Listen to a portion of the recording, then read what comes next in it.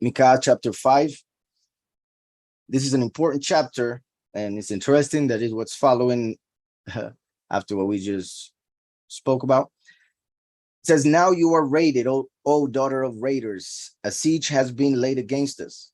They strike the judge of Israel with a rod on the cheek. So, as we see here, the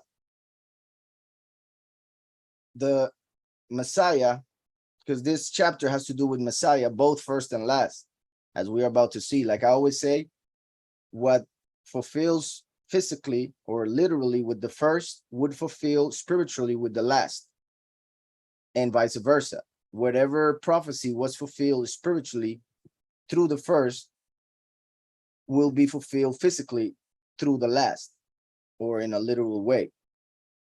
As we know, Mashiach was hit, meaning he was killed. Well, he was hit in many ways and then killed. And they will do the same to the last. They will capture the two witnesses and kill the two witnesses, one of which is the last, the other one, Eliyahu. So now you are raided, O daughter of raiders. A siege has been laid against us.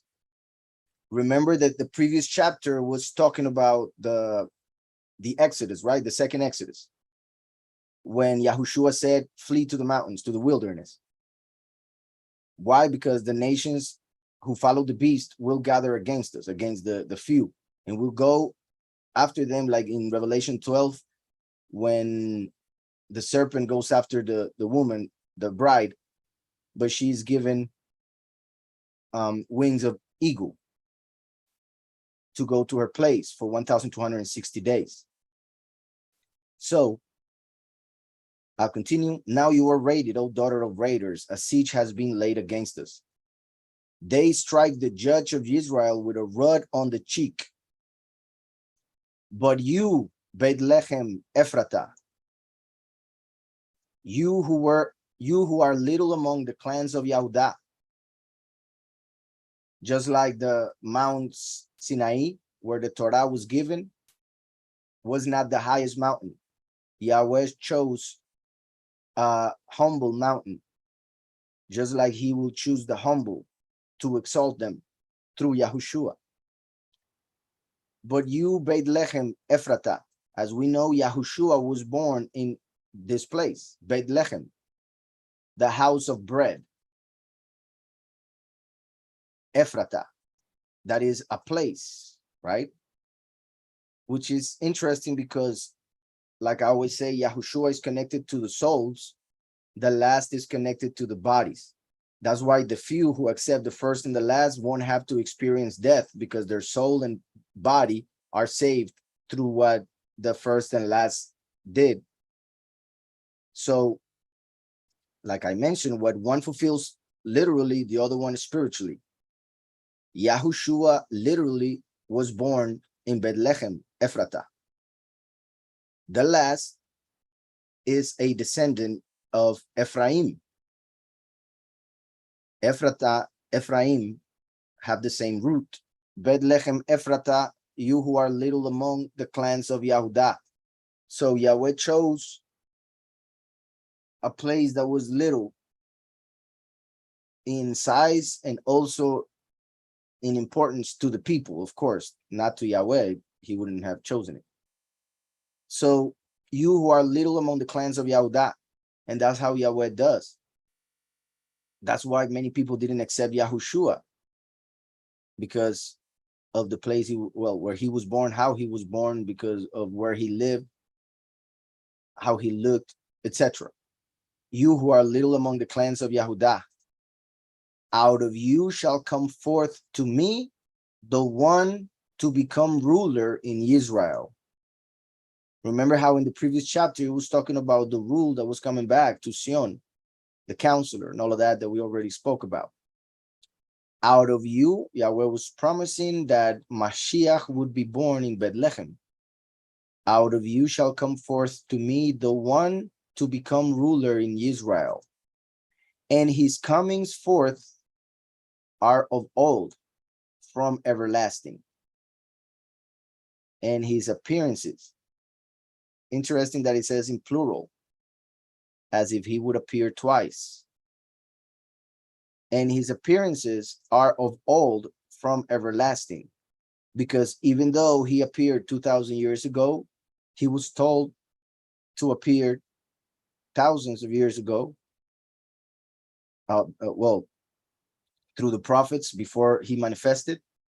And obviously, even before humans were created, Yahushua was ready to come forth and give life for humanity. And his comings forth are of old, from everlasting.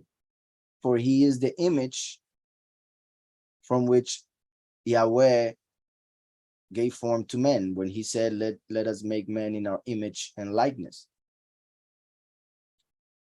So these verses are very important, and pay attention to the next two or one. But you, Bethlehem Ephratah, you who are little among the clans of Yahudah, and that shows, right, that Bethlehem is of the tribe of Yahudah, even though it has the name Ephratah from Ephraim, because Yahushua came from Yahudah, but was born in Ephratah. Just like the last is born from Ephraim, but through Yahushua becomes a Yahudi.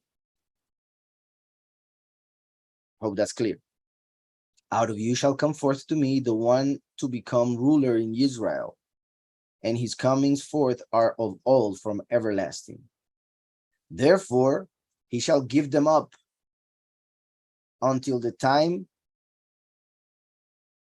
that she, okay, this is weird. Let me see the Hebrew, and also, like, for instance, let me go to here, Micah, we're chapter 5. Okay, so the verse 1 here is pretty much verse 2. So verse 3 is verse 2. Let me see something, because the translation could be interpreted in a couple ways. So I just want to make sure of something. So lachen is pretty much certainly, for sure. He will give them up. They are writing all of this. He will he give them up with just one word. Yitname. He shall give them. He shall give them. Which is pretty much what happened when he left.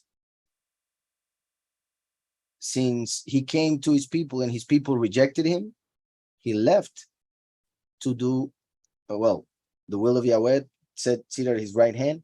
But here on earth, he allowed the people to follow their free will, as he has always done. And that's when people, those who rejected him, kept going farther and farther away. And those who claimed to believe in him because of the false leaders started going into false doctrines, the apostasy. So here, therefore he shall give them up. He shall give them up. Why? Because they gave him up. And then he says, until the time, this is important because he just mentioned about the coming of the first, and then him leaving, giving them up, until, which according to Hosea chapter 6, 2,000 years, 2 days, until the time that she who is in labor has given birth, and the remnant of his brothers return to the children of Israel.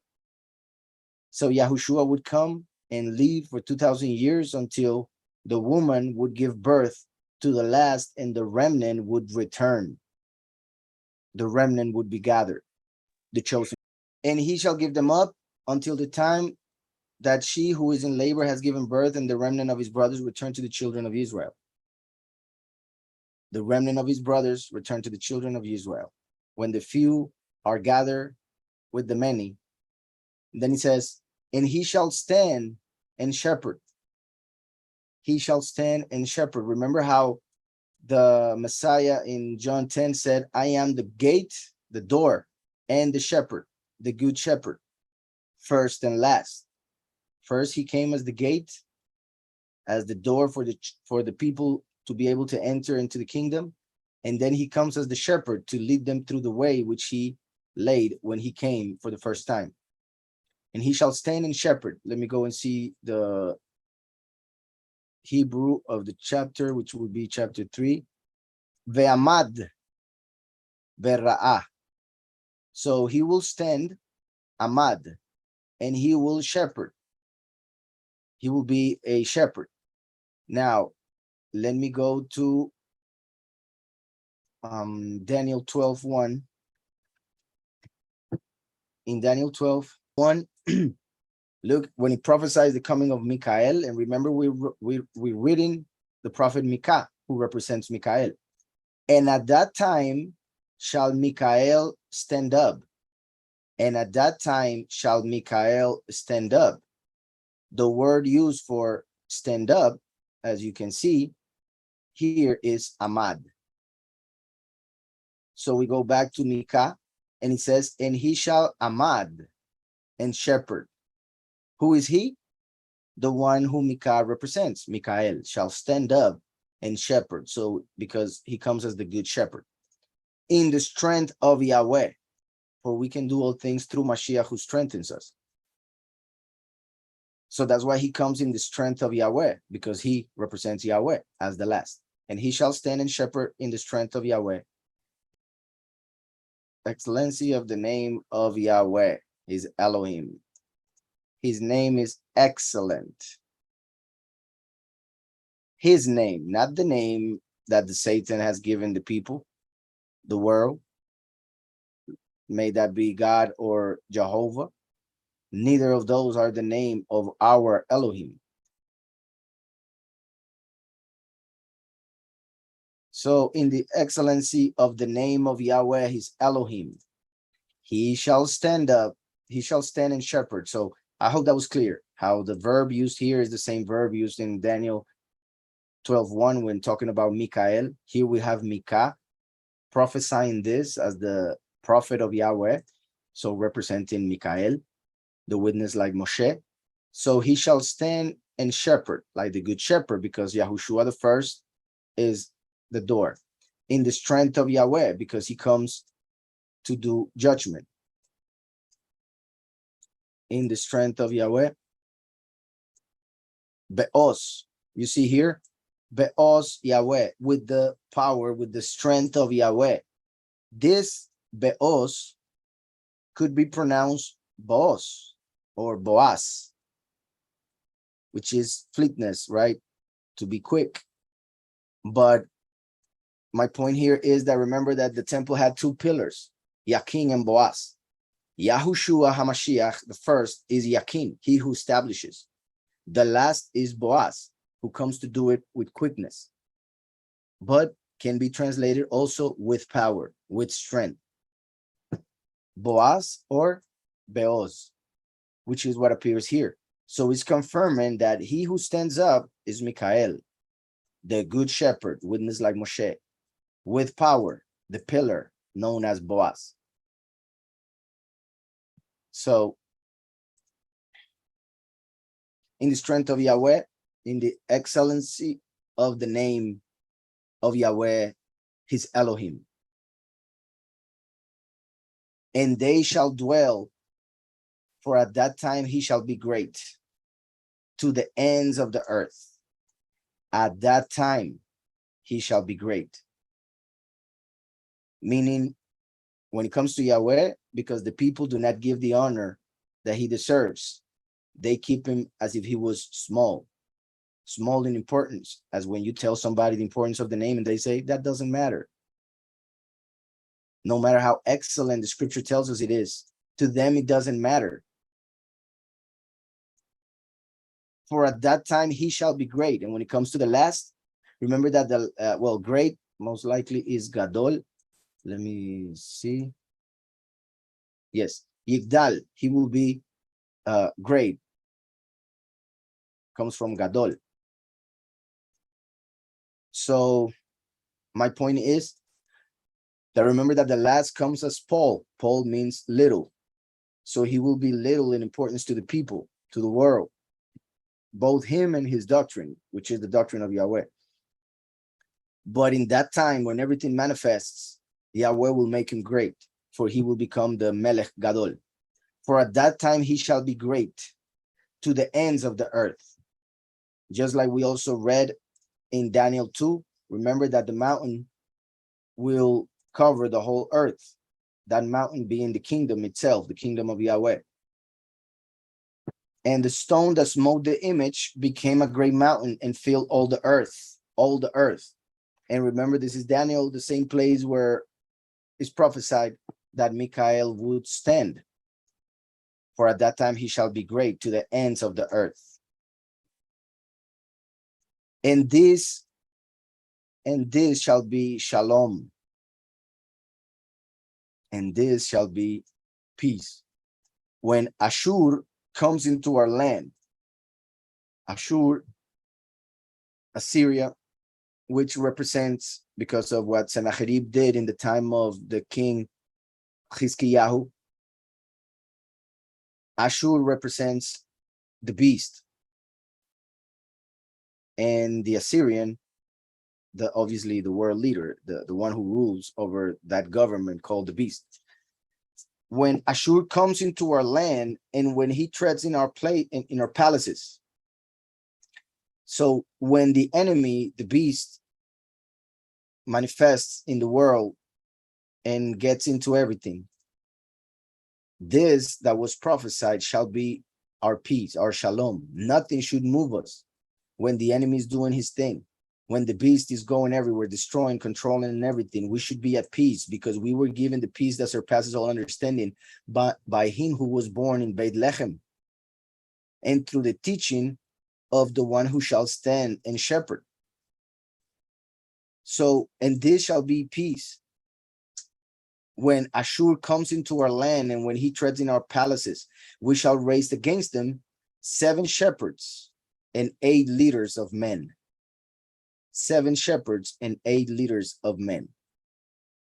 There are several interpretations regarding this verse. When it comes to Judaism, they pretty much put the main Yitzhak, Abraham, Jacob, Noah, Shemuel, David, and I'm missing one, Moshe, of course, as the 7. But another interpretation that takes in account the end times is that just like Yahushua came to the Israelim, who are 12 tribes, therefore he had 12 disciples. The last comes for the nations, which came from Noah being 70. The 70 nations, the number 70 represents the nations. So the last would appear with 7 people, 7 disciples, who would represent the 70 nations.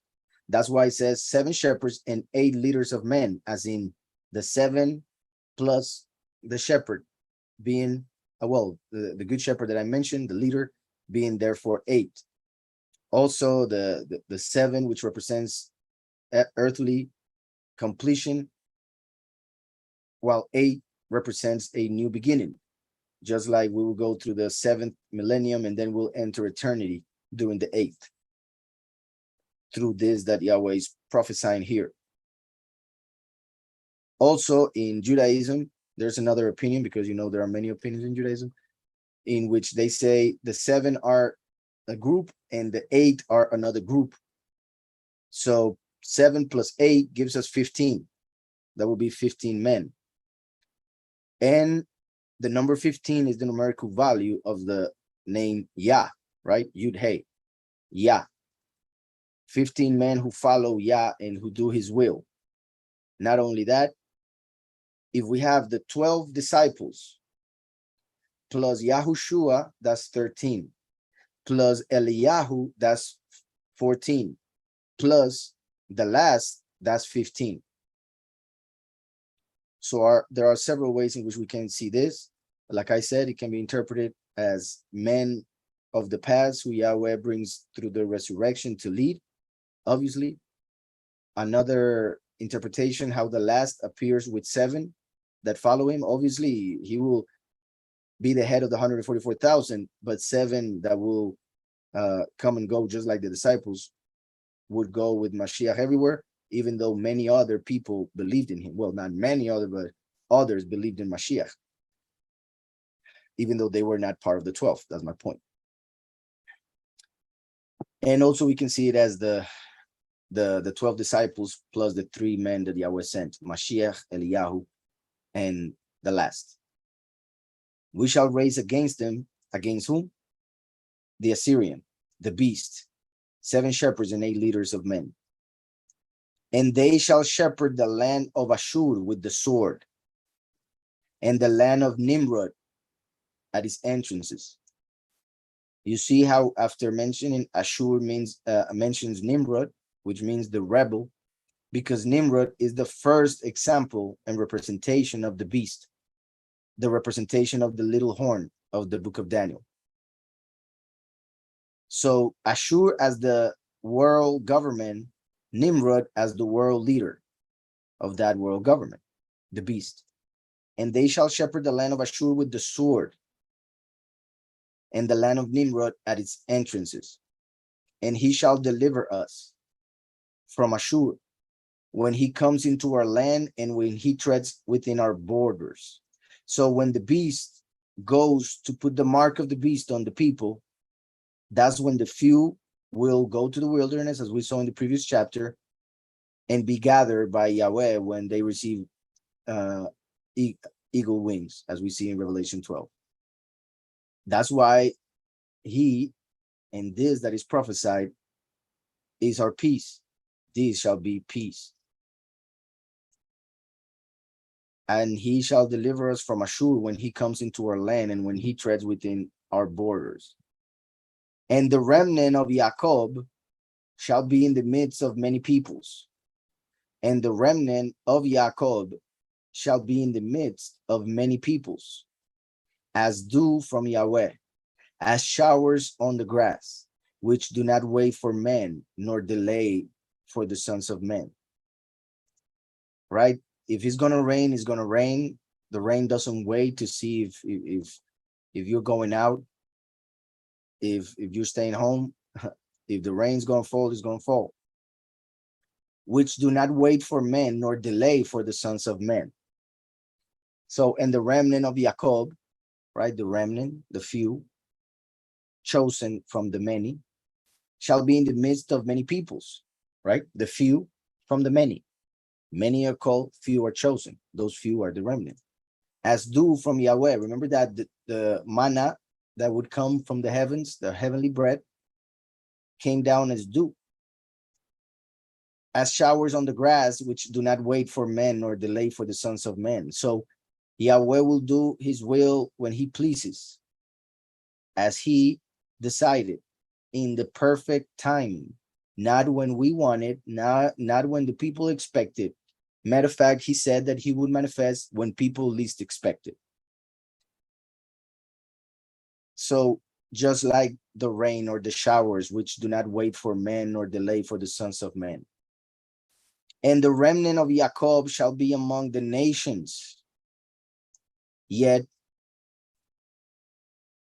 Christians and those who call themselves Yahudim, well, they call themselves Jews, but as Revelation 2:9 and 3:9 says, they call themselves Jews, but they are not. They are the synagogue of Satan.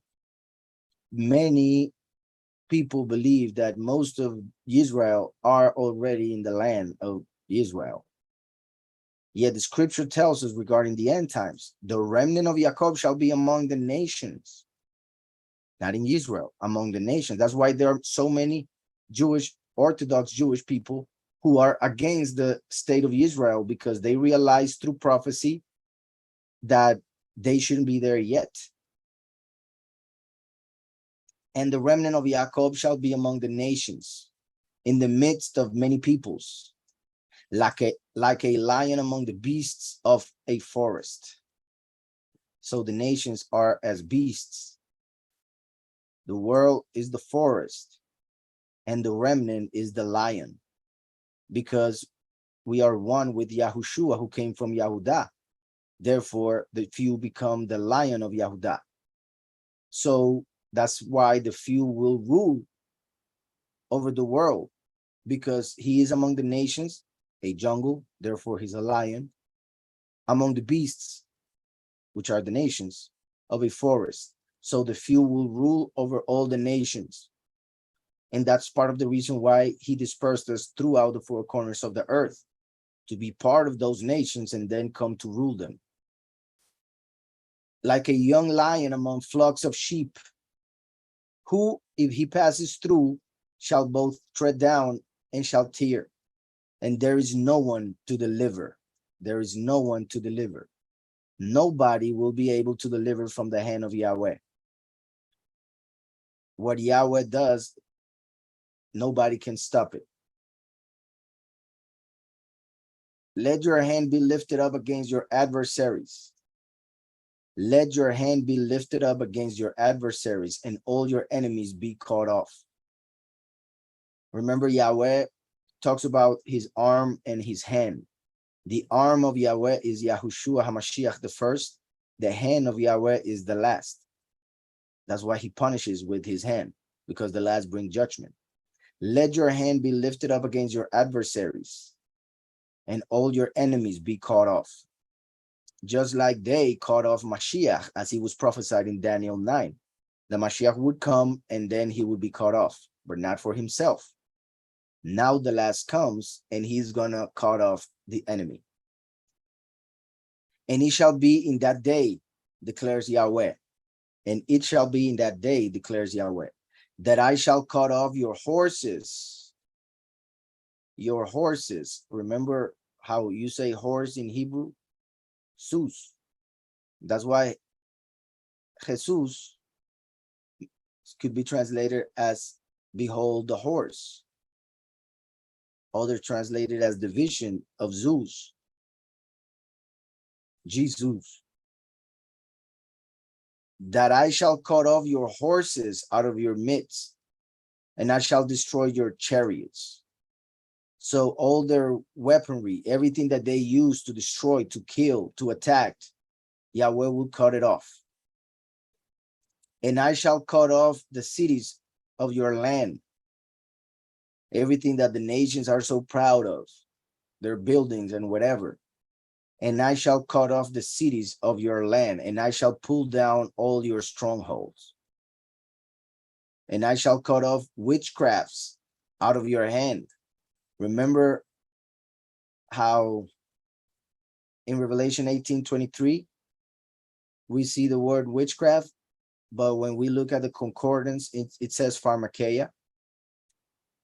And we see how nowadays the pharmacies, pharmakeia, are using their potions to control people, to kill people. Yet Yahweh says, and I shall cut off witchcrafts out of your hand and let you have no magicians. Let you have no magicians. Because at the moment, he's allowing it. Because this is the reality in which Yahweh allows people to commit sin, allows people to choose between good and evil. So that's why there are magicians. But once he takes over, he will let you have no magicians. And I shall cut off your carved images, all the idols, and your pillars from your midst. These pillars were a type of idols. They still use them. For instance, the Freemasons, they use pillars as a representation of Osiris, the phallus of Osiris, represented by an obelisk or a pillar.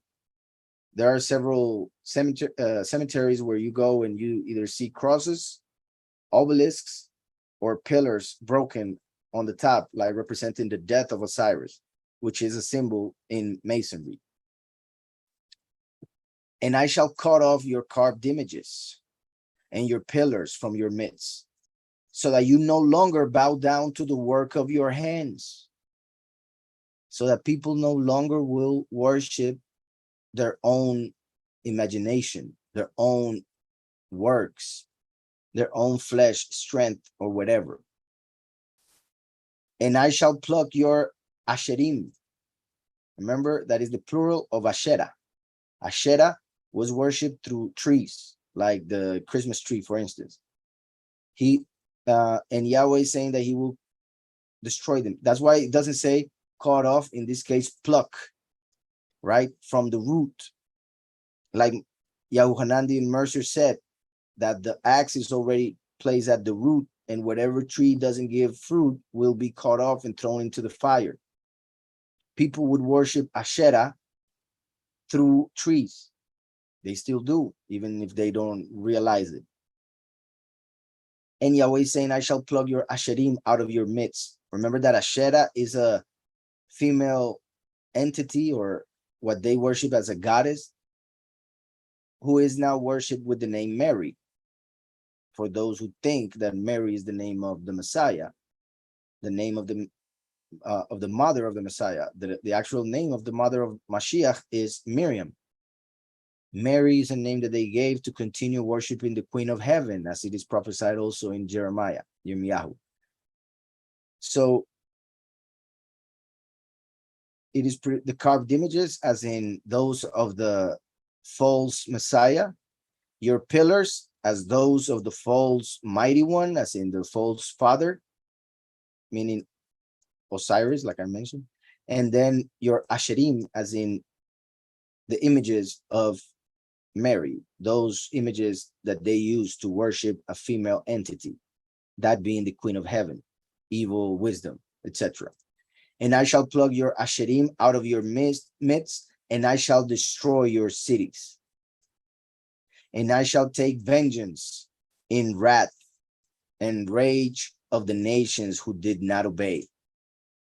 Because he now comes not only to bring vengeance against Israel, in fact, he comes to save the Yahudim, yet comes to destroy all the nations who claim to believe in the Messiah, yet follow the Antichrist. They claim to believe in Yahushua, yet follow Jesus. They claim to follow the scriptures, yet follow a doctrine of men, or even worse, doctrines of demons, as it is written that people would do in the end times. And I shall take vengeance in wrath and rage on the nations who did not obey.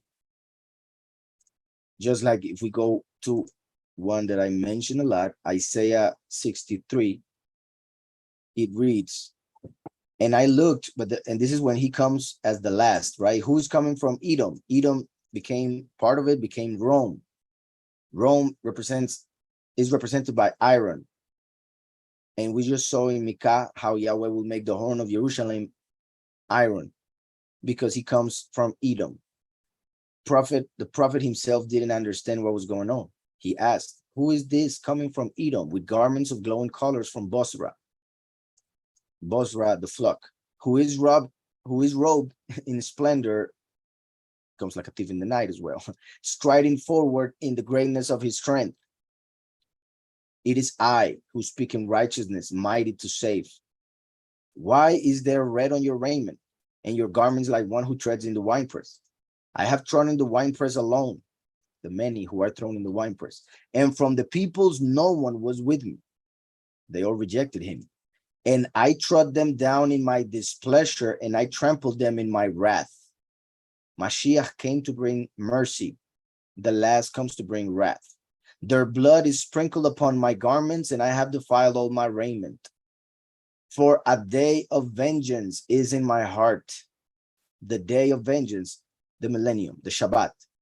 Also, obviously, the manifestation through the last, which is during the last 7 years, 3.5 and 3.5, as in 12 hours of day, 12 hours of night. For a day of vengeance is in my heart, and the year of my redeemed has come. The year of my redeemed has come, when the last Jubilee happens. So, and I shall take vengeance in wrath and rage on the nations who did not obey. Confirming what we just read in Isaiah 63 regarding, for a day of vengeance is in my heart. Yahushua came as the brain, the head. The last comes as the heart. That's why David had a heart like unto Yahweh, because David represents the last. And the year of my redeemed has come. And I'm going to read this. And I looked, but there was none helping. And I was astonished that there was none upholding. So my own arm, like I said earlier, Yahushua is the arm. The last is the hand. So my own arm saved for me, and my wrath upheld me. So when the last comes, he's going to be saved through Yahushua the first, who came 2,000 years ago, who is the arm. Since no one was helping or saving, he had to save himself. So Yahweh came 2,000 years before he would manifest as the last to bring salvation and leave it available for the few and for himself when he would manifest and go through this. So that's how that chapter ends.